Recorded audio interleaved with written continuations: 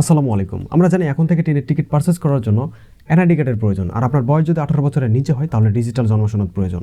Online ছাড়াও যদি আপনি রেলওয়ে স্টেশন কাউন্টার থেকে টিকিট সংগ্রহ করতে চান, তারপর আপনাকে আপনার এনআইডি কার্ড, জাতীয় পরিচয়পত্র বা ভোটার আইডি কার্ড যেটাই বলেন কাউন্টারে শো করাতে হবে। এখন অনেকে প্রশ্ন করতে পারেন, এনআইডি কার্ড ছাড়া শুধু মাত্র পাসপোর্ট দিয়ে ট্রেনের টিকিট সংগ্রহ করা যাবে কিনা? পাসপোর্ট দিয়ে রেলওয়ে স্টেশন কাউন্টার থেকে আপনি টিকিট সংগ্রহ করতে পারবেন, কোনো সমস্যা নেই। রেল সেবা রিলেটেড কোনো প্রশ্ন বা কোনো মতামত থাকলে অবশ্যই কমেন্ট বক্সে কমেন্ট করে জানাবেন।